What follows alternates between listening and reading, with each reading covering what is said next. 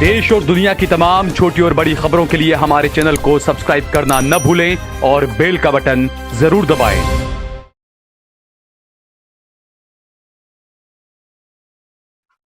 अस्सलाम वालेकुम, आदाब। देश लाइव में आपका स्वागत है। मैं हूं सहल कुरैशी। दोस्तों, एसआईआर का मामला हमने पिछले दिनों देखा किस तरीके से सुप्रीम कोर्ट के अंदर एक राज्य की मुख्यमंत्री खड़ी होकर जज से कहती है मुझे 5 मिनट बोलने का वक्त दीजिए, और उसके बाद 5 मिनट के अंदर ही ममता बनर्जी ने चुनाव आयोग की, अमित शाह की, नरेंद्र मोदी के जितने मंसूबे थे वो पूरे नाकाम करने का काम किया। और ऐसा नहीं कि ममता बनर्जी से पहले खुद मोदी और अमित शाह के गृह राज्य गुजरात में भी ऐसे कांग्रेस के नेता हैं जिन्होंने अमित शाह, नरेंद्र मोदी और चुनाव आयोग की जो बड़ी साजिश एसआईआर को लेकर थी उसको पूरा नाकाम कर दिया। उसमें गुजरात के कांग्रेस के पीसीसी के अध्यक्ष हैं अमित चावड़ा साहब, एक लंबी लड़ाई वो भी लड़ रहे थे। उनके साथ में जो मौजूदा विधायक हैं जमालपुर खाड़िया से इमरान खेड़ावाला साहब, गयासुद्दीन शेख साहब, ये तमाम पूरी कोशिश में लगे हुए थे। एसआईआर में जो घोलमाल किया जा रहा था, जो झोल किया जा रहा था, तकरीबन 70 लाख मतदाताओं के नाम काटने की साजिश जो है वो गुजरात में भी रची जा रही थी। तो एक लंबी मुहिम चलाई कांग्रेस पार्टी ने, गयासुद्दीन शेख साहब ने, अमित चावड़ा साहब ने, इमरान खेड़ावाला साहब ने। उनके साथ में आप देखें एसआईआर को लेकर जो कर रहे थे उसमें एसडीपीआई के लोग भी थे, उसमें मुस्लिम हित रक्षक कमेटी को भी आप मान लीजिए, और इसके अलावा एडवोकेट शमशाद पठान साहब हैं, जुनेद शेख साहब हैं। ये तमाम लोग ये मिलकर ये काम कर रहे थे कि भाई एसआईआर का मामला जो है वो वोट लोगों के न कटे, और उसमें काफी कामयाबी उन लोगों को मिली। जिस तरीके से सुप्रीम कोर्ट के अंदर ममता बनर्जी ने जो बहस की, जो बातें रखी, यही बात गुजरात के जो कांग्रेस के नेता हैं गयासुद्दीन शेख साहब और दीगर नेता, यही बात वो पहले से बोल रहे थे, और ये बात अब सुप्रीम कोर्ट तक पहुंची, और सुप्रीम कोर्ट में ममता बनर्जी ने उन्हीं बातों को दोहराया। क्योंकि नो मैपिंग की जो बात है, आप सोचिए कि पहली जो ड्राफ्ट लिस्ट आई एसआईआर के बाद में गुजरात में, तो उसमें जिन लोगों के नाम आ गए थे, लोग सुकून में थे कि चलिए हमारा नाम आ गया, लेकिन उसके बाद उनमें से भी कुछ लोगों को नोटिस भेजा गया। 70 लाख लोगों के नाम काटने की एक तरह से ये हुई, और ये कहा गया कि भाई आपके नामों में जो है वो गड़बड़ी है। पहले ये होता था, जैसे मैं अपनी बात बताऊं, अब 2002 में जब एसआईआर हुआ था उस वक्त अंग्रेजी में नहीं होता था वोटर लिस्ट, गुजराती में हुआ करता था गुजरात का। हो सकता है बंगाल का बंगाली में होगा, मद्रास का मद्रासी में होगा, अलग अलग सब रहता होगा ये। तो गुजरात के अंदर गुजराती में हुआ करता था। अब मान लीजिए मेरा 2002 का जो मेरा एसआईआर में था, मेरा नाम सहल कुरैशी गुजराती में लिखा था। अब उस वक्त उसके बाद में जब शुरू हुआ तो वो सहल कुरैशी अमूमन ये रहता है कि आप आधार कार्ड बनाने जाएं या कुछ और डॉक्यूमेंट्स बनाने जाएं, तो मेरे जो हिंदू भाई बेचारे बैठे होते हैं वो टाइपिंग करने के लिए जो सिस्टम में नाम लिखते हैं, ज्यादातर मुसलमानों के नाम लिखने में उनको परेशानी होती है, वो सही से प्रोनाउंस नहीं कर पाते हैं मुस्लिम नाम को। अब मान लीजिए उसने गुजराती में लिखा सहल कुरैशी, और अंग्रेजी में उसने सहल कुरैशी में कुरैशी को जो है वो क्यू की जगह के से लिख दिया। और मैंने अभी अपना जो एसआईआर का फॉर्म भरा उसमें मैंने मेरा नाम के की जगह क्यू से लिखा कि सहल कुरैशी है, मेरा के नहीं है, क्यू है। अब पहली ड्राफ्ट लिस्ट में अगर मेरा नाम आ गया तो उसको अब मैपिंग, नो मैपिंग में डाल दिया गया कि नहीं, पहले तो आपका नाम के से था, अब आपका नाम क्यू से है। इसी तरीके से कोई लड़की है वो शादी करके अपने हस्बैंड के पास चली गई। अब मान लीजिए वो पठान थी, उसने शादी किसी सैयद से की, या सैयद थी किसी पठान से की, उसका नाम बदल गया, सैयद की जगह पठान हो गया, उसको भी नो मैपिंग में डाल दिया। कई जगहों पर तो जो लोग जिंदा है उनको मरा हुआ बता दिया फॉर्म 7 भर के। ये तमाम घोटाले चल रहे थे गुजरात में। गयासुद्दीन शेख साहब और जो मैंने नाम बताए, काफी लंबी उन्होंने जद्दोजहद की, एक मुहिम चलाई, और उसका काफी हद तक उनको कामयाबी कांग्रेस पार्टी को मिली। जो कांग्रेस ने एक तरह से कह सकते हैं कि बीजेपी का जो मंसूबा था उसको नाकाम कर दिया। सबसे पहले आपको सुनाते हैं कि किस तरीके से बहस के दौरान ममता बनर्जी ने सुप्रीम कोर्ट के अंदर मुद्दों को रखा था, वो आप पहले देखिए। See the directions in the website, Millers, so far as the so-called micro-observer. Micro-observer is the final authority.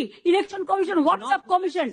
WhatsApp Commission is saying it is only the micro-observer. Only they are deleting all the names.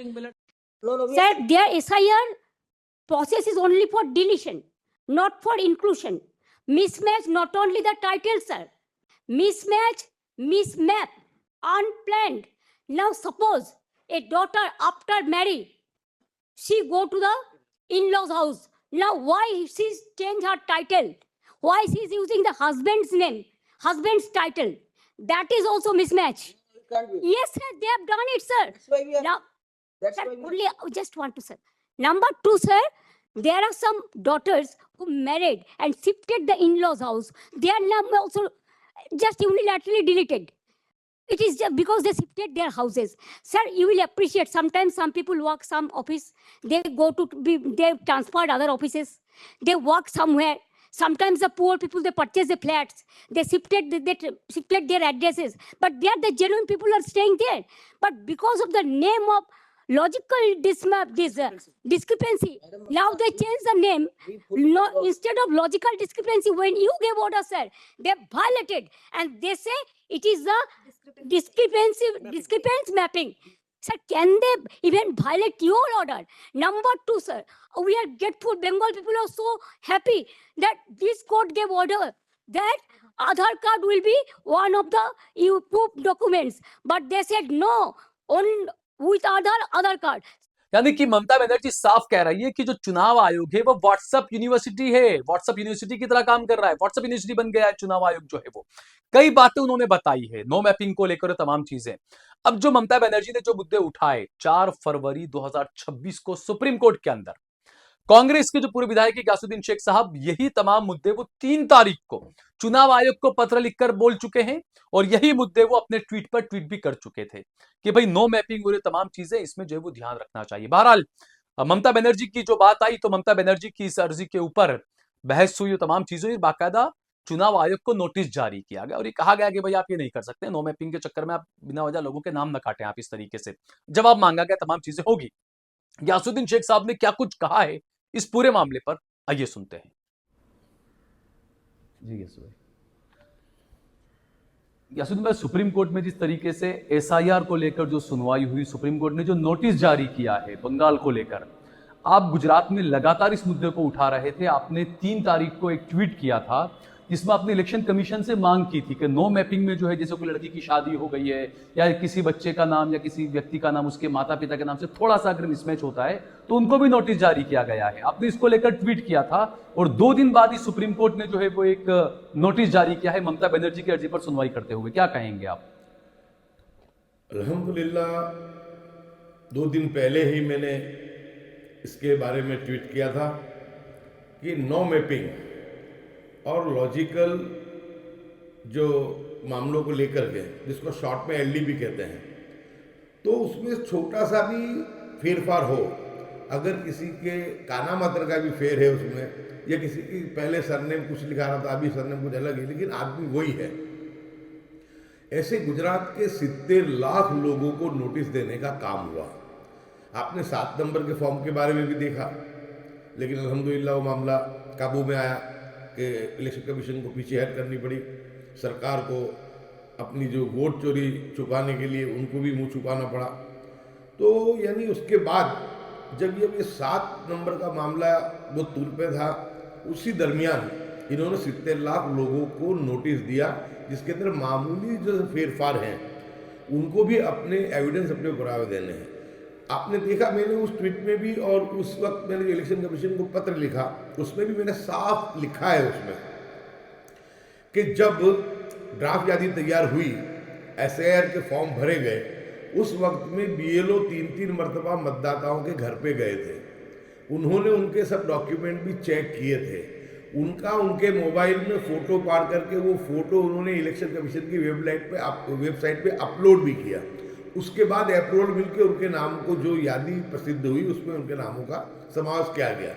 अब जब जिन लोगों की तहकीकात हो गई, जांच हो गई, तो अब ये मामूली जो काना मात्र के फेरफार को लेकर के, कुछ सरनेम में थोड़ा बहुत फेरफार हो, उसको लेकर के नोटिस देना कितना मैं मानता हूँ कि ये जायज़ है। यानी इसके पीछे की जो है भारतीय जनता पार्टी की जो मंशा वो साफ दिखती है।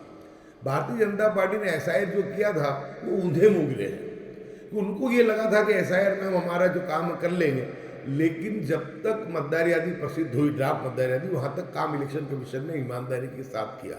लेकिन जब भाजपा को पता चला कि ये तो हमने हमारे मौत का सामान इकट्ठा कर लिया है, कि आने वाली जो हमारे स्थानिक स्वराज्य की जो इलेक्शन है, अगर ये नई मतदार के तरीके से हुआ, यादी के तरीके से, तो बोले कि हमारा बहुत बुरा हाल हशर होने वाला है, क्योंकि हर जगह डुप्लीकेट नाम जो थे वो उसके अंदर से निकल गए। तो फिर बाद में इन्होंने सोच के, क्योंकि साजिश करने वाले लोग हैं, संविधान को धो के पी जाने वाले लोग हैं, फिर ये लेकर के आए एक 7 नंबर का फॉर्म और दूसरा कि ये जो नो मैपिंग और एलडी के बारे में लोगों को नोटिस देना। अब उनके देने के पीछे का तर्क है कि लोग शहरों में या गाँव में जो गरीब लोग हैं वो सुबह से मजदूरी के लिए जाते हैं, काम धंधे जाते हैं। कितने आदिवासी बेल्ट में ऐसा है कि वो लोग तो वहाँ रहते ही नहीं, वो लोग तो गुजरात के अलग अलग हिस्सों में जाके अपनी मजदूरी करते हैं बहुत बड़ी मात्रा में। तो वो लोग कोई अपने डॉक्यूमेंट जमा करवाने आएंगे नहीं, तो वो जमा करवाने नहीं आएंगे तो उनके नामों को हम काट देंगे। तो ये इनकी थी और उसमें भी टारगेट करके इन्होंने ये जो एलडी की जो नोटिसें दी है, नो मैपिंग की जो नोटिस दी है, ये कांग्रेस समर्थित मतदारों की विधानसभा क्षेत्रों में ही उसकी संख्या, उसकी मात्रा ज़्यादा है। यानी एसआईआर के नाम पे फिर चोरी हो रही है। एसआईआर इसके लिए आई थी कि राहुल गांधी ने कहा था कि वोट चोर गद्दी छोड़, और साबित करके बताया था। लेकिन जब इनको लगा कि अब ये मामला बहुत तूल पकड़ा है तो एसआई करके हम लोगों को बता देंगे, एसआईआर हमने कर लिया, सब कर लिया। लेकिन अब उनको पता ये चला कि एसआईआर करने के बाद सही मानों में जितनी भी इन्होंने वक्त की चोरी की थी वो सब निकल गए। तो अब वापस से कांग्रेस समर्थित जो भी मतदाता हैं उसमें विशेष करके मुस्लिम, दलित, आदिवासी, क्षत्रिय, ठाकुर, ऐसे तमाम जगहों पे जहां उनकी तादाद है वहाँ पे ज़्यादा वोट डिस्ट्रीब्यूट हुए हैं। हमने उसी दिन ये मांग भी की थी कि आपको जल्दी से जल्दी ये जो मुद्दत 4 फरवरी की है उसको बढ़ानी चाहिए, क्योंकि अब लोग जो हैं वो बहुत ही थक चुके हैं, परेशान हो चुके हैं, अब कोई एविडेंस देने नहीं आता है।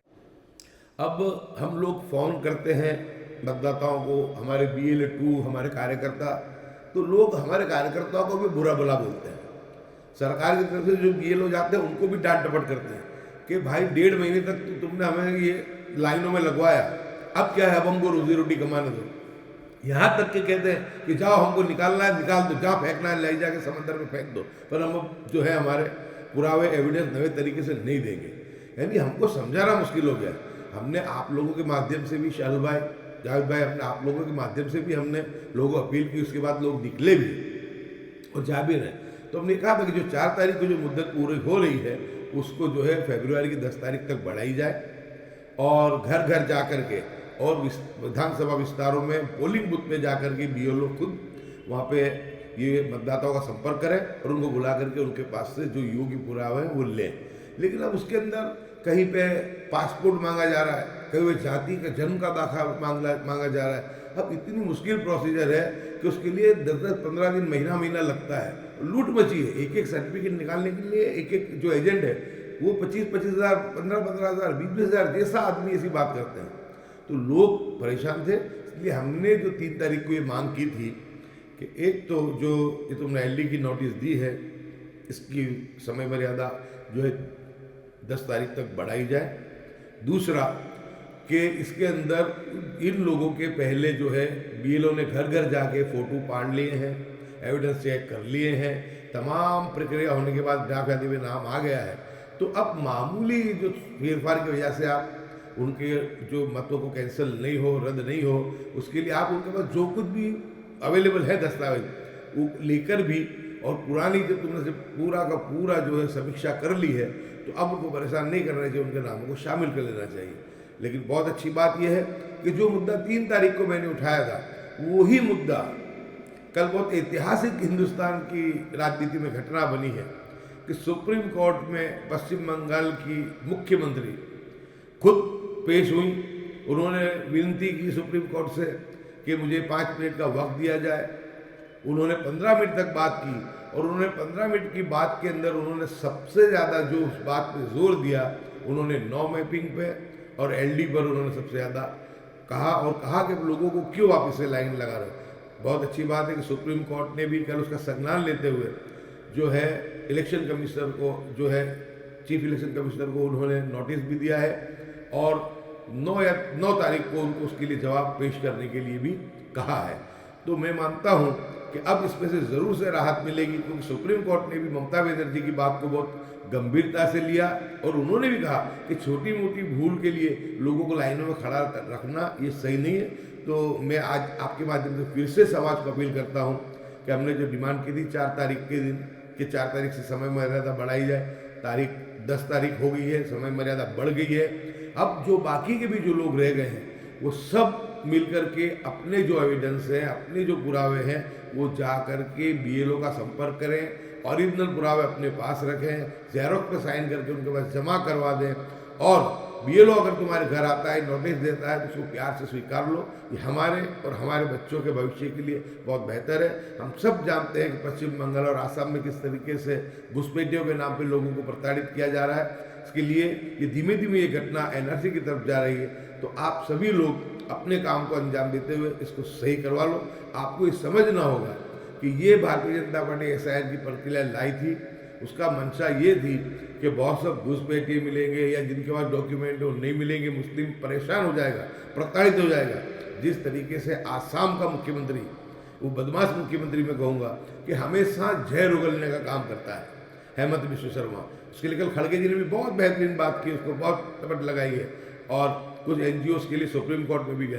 तो वो तो कहता है कि भले ये मियाँ हमारे को डॉक्यूमेंट जमा करा दें, ये मियाँ हमारे पास आके यहाँ पे उनका नाम मतदार यादी में डलवा लें, लेकिन हम तो इनको धक्के खिलवाएंगे, इनको परेशान करेंगे। भाजपा के एक मुख्यमंत्री, मैं उनका नाम नहीं लेना चाहता हूँ इस जबान से, क्योंकि इतना ऐसा तो इंसान मैं नहीं देखा, एक मुस्लिम समुदाय को निशाना बनाकर दिए गए बयान पूरे लोकतंत्र के लिए खतरे की घंटी है। और ये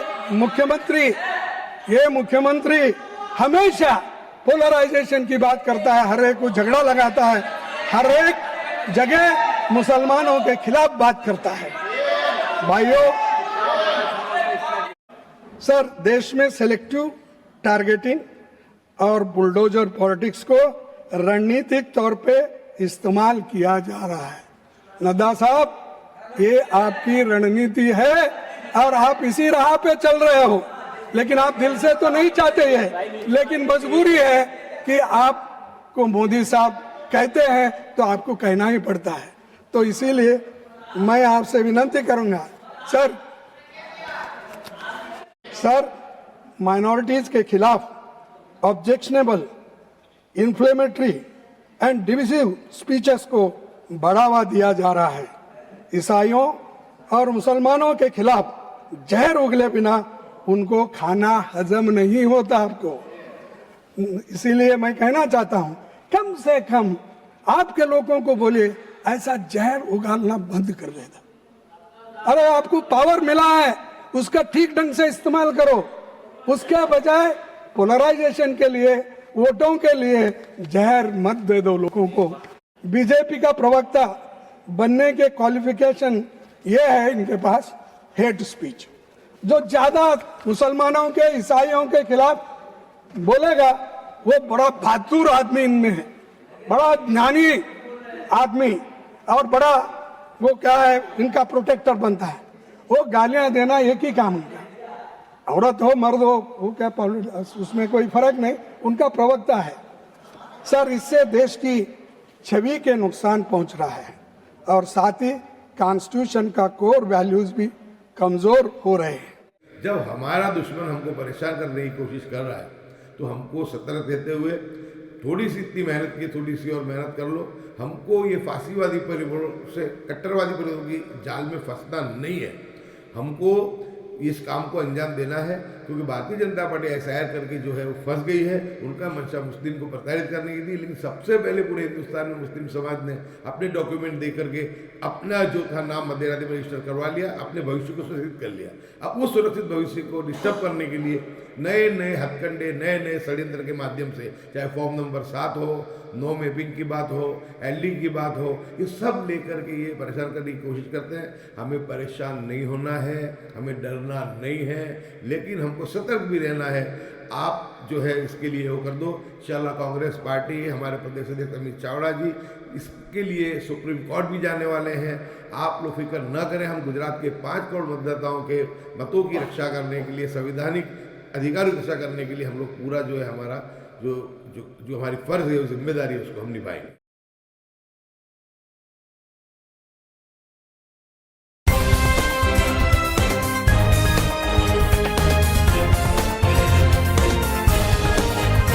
आप देख रहे हैं देश लाइव, देश की आवाज।